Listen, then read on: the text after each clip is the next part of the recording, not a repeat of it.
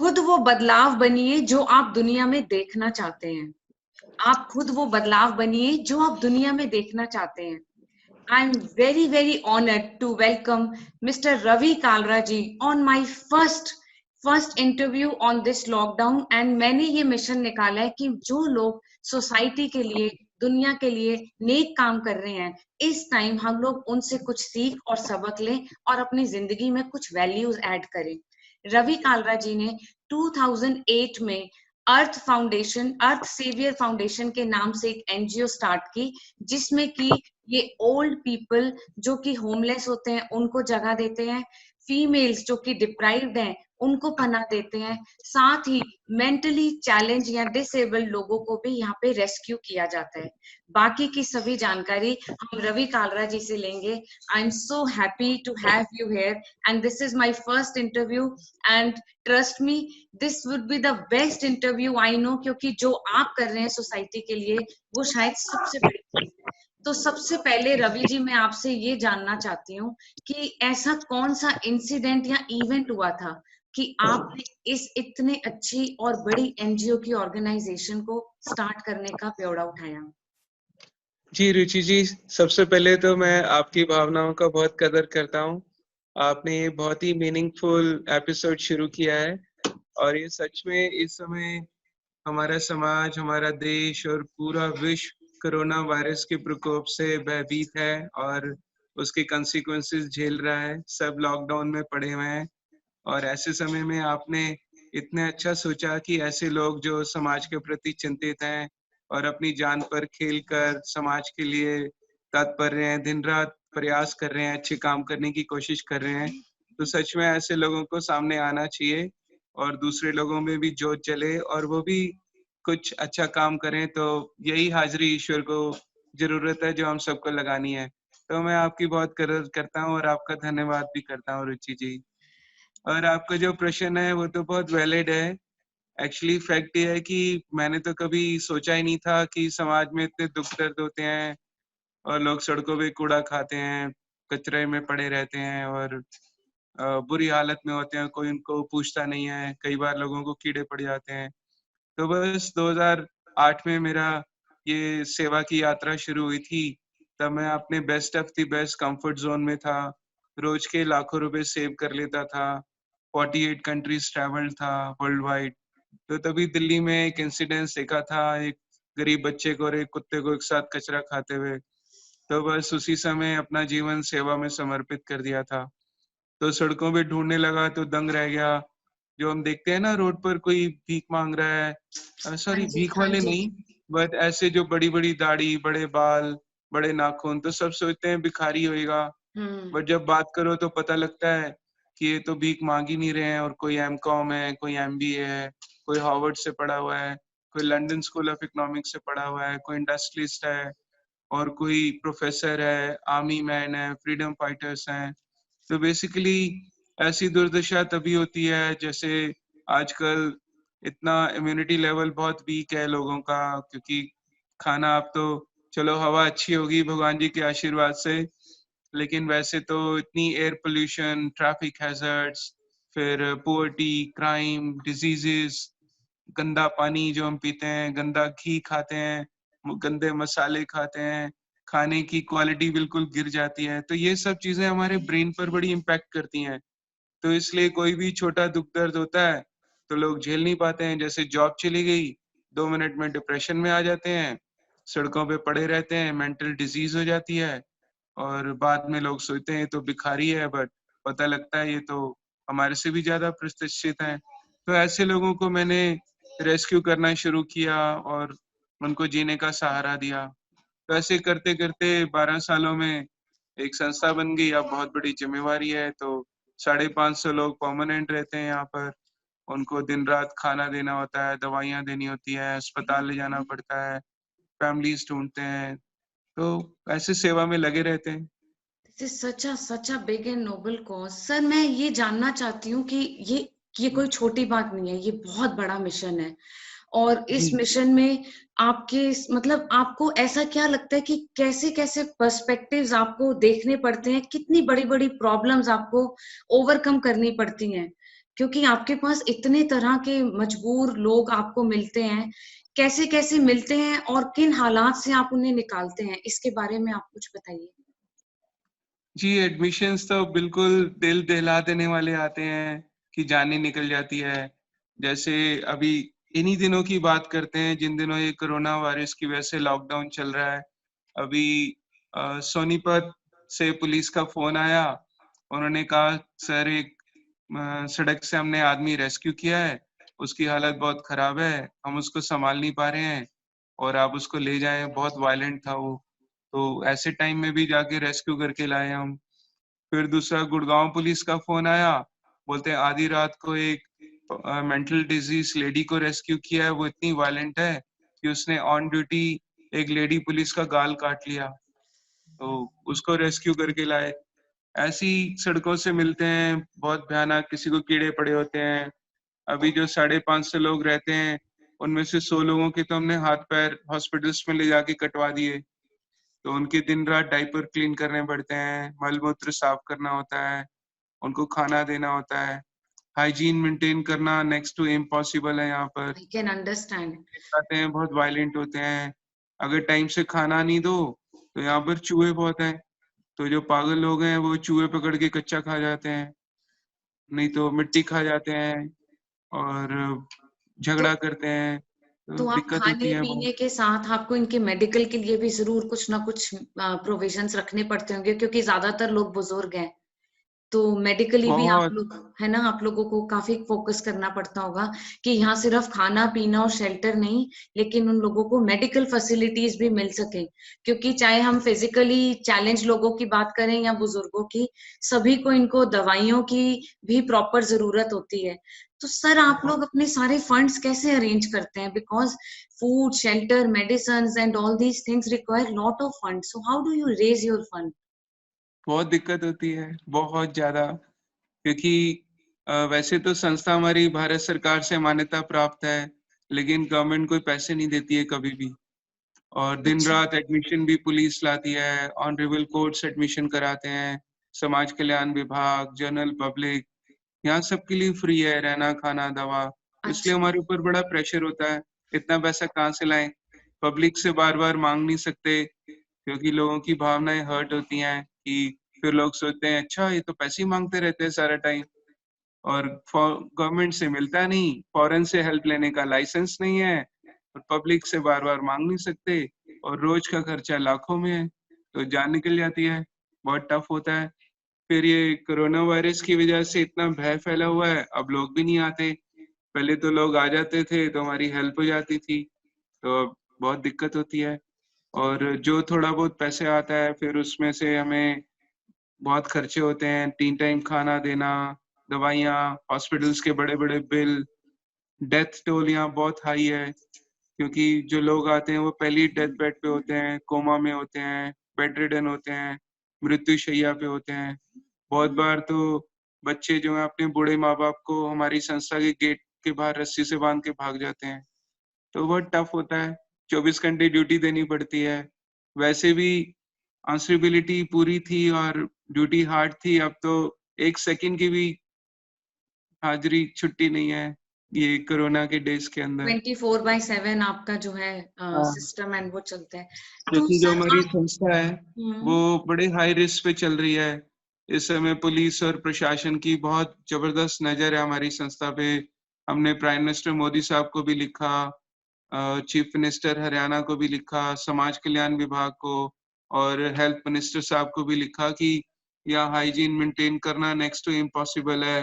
पहले ही लोग उल्टियाँ कर रहे हैं और खून की उल्टी होती है रेगुलर, फिर किसी को दस्त लगे हैं, कोई बीमार है, कोई खाँस रहा है, किसी को अस्थमा की प्रॉब्लम है, कैंसर के मरीज़ हैं यहाँ, टीबी के पेशेंट्स हैं, डेथ बेड पर हैं, तो और जगह-जगह गंदा करते हैं, स्टिंकिंग स्मेल होती है। तो हमने उनको बोला है कि हम नहीं सँभाल पा रहे हैं, दिक्कत हो रही है, या तो मेडिकल हेल्प बढ़ाओ या पैसे दो फाइनेंस, हाँ जी, या किसी फिर तरह इन सपोर्ट लोगों को करें। कहीं शिफ्ट कर दो।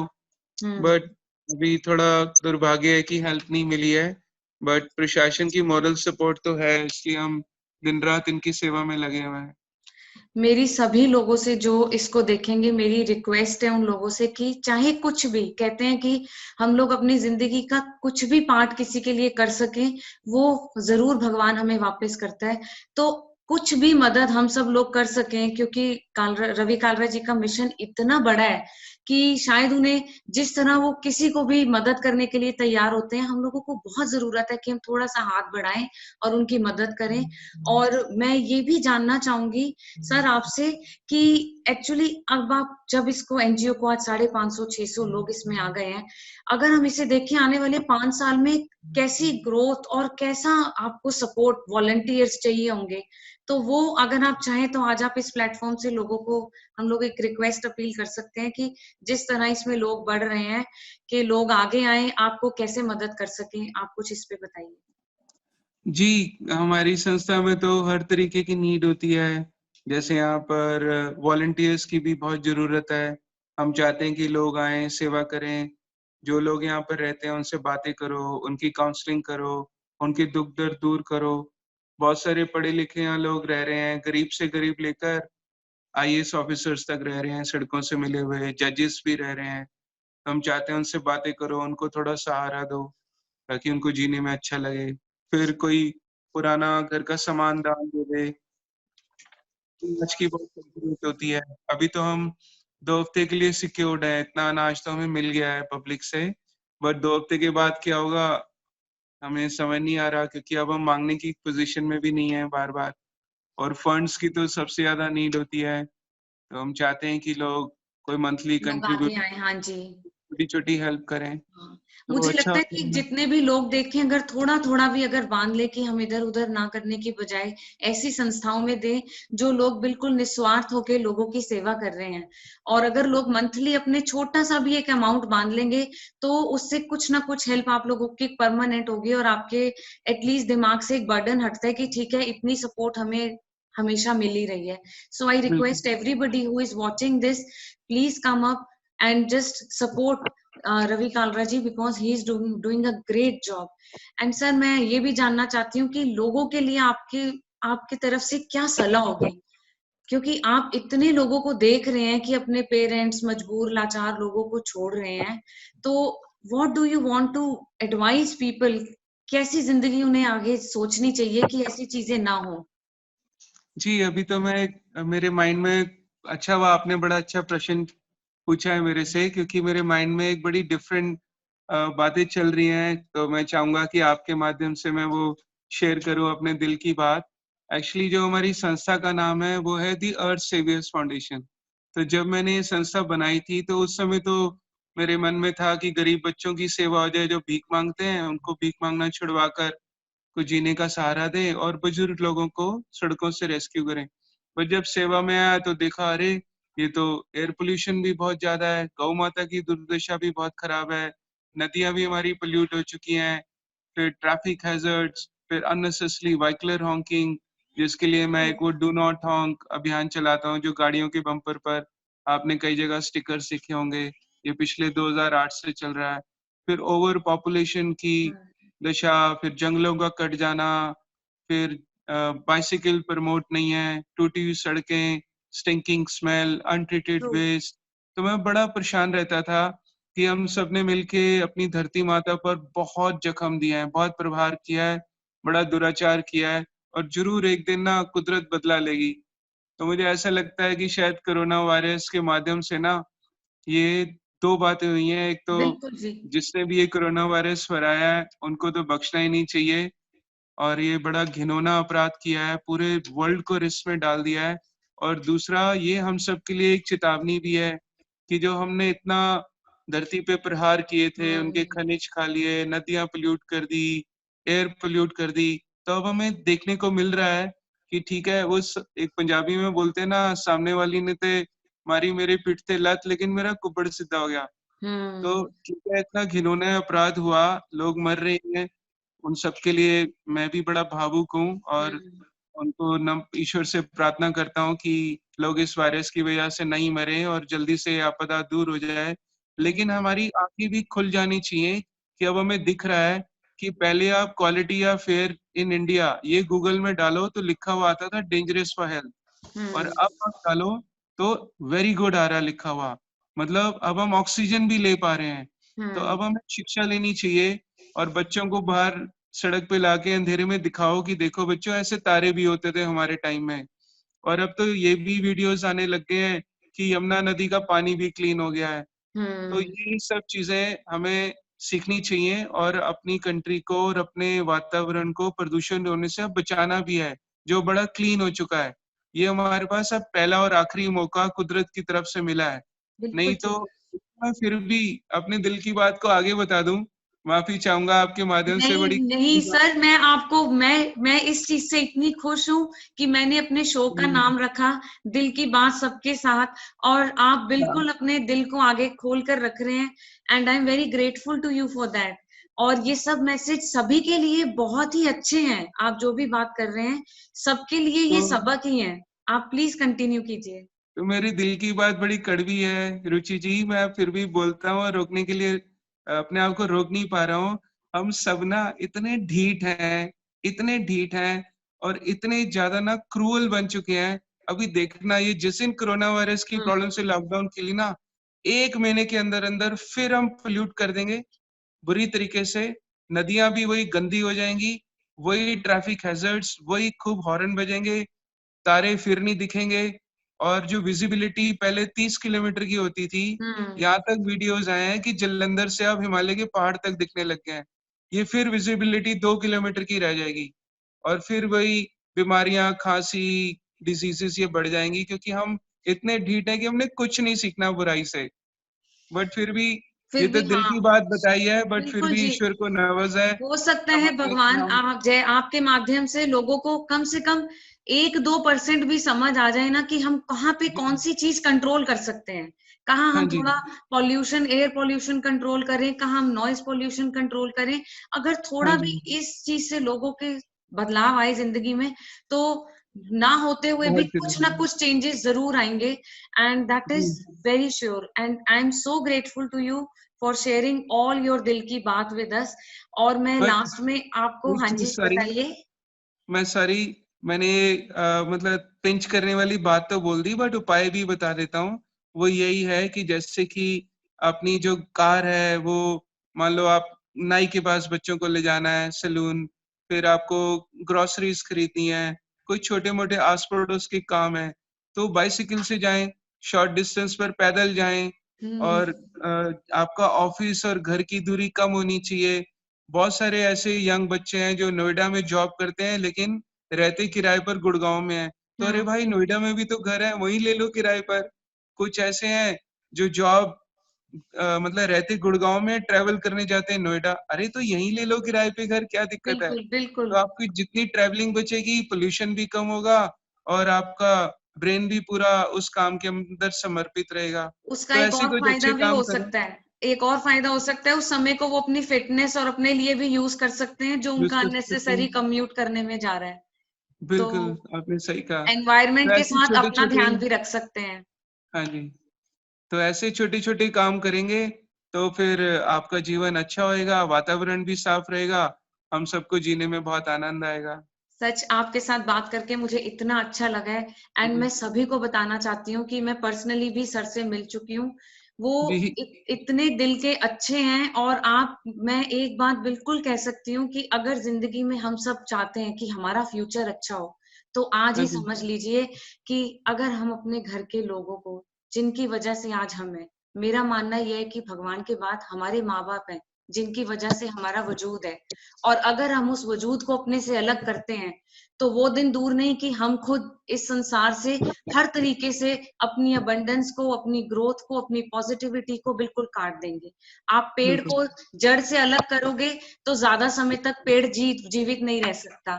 इसीलिए अगर लोग ये समझ जाएं कि हमने अपने माता पिता को अपने साथ रखना है जिस तरह उन्होंने हमें रखा, तो शायद ऐसी संस्थाओं में आने वाले लोगों की गिनती कम हो, और जितने लोगों को ये देख रहे हैं उन्हें और अच्छी तरह से देख सके। सो ऑलवेज रियलाइज कि आज हम जो कर रहे हैं हमारे आगे वो आना ही आना है। अगर हम अपना फ्यूचर संवारना चाहते हैं तो अपने प्रेजेंट को संभाल के रखें, that is the biggest thing we should do. और एनवायरनमेंट के लिए भी यही कहूंगी कि जितना आज हम संभाल के उसको इस्तेमाल करेंगे उतना हम अपने बच्चों को वो आगे दे सकते हैं। नहीं तो शायद हम अपने बच्चों को तो फिर भी कुछ दे पाए, आने वाले बच्चों के लिए कुछ भी साफ नहीं बचेगा। तो आप सोचिए कि आने वाले जनरेशन्स को हम क्या देंगे।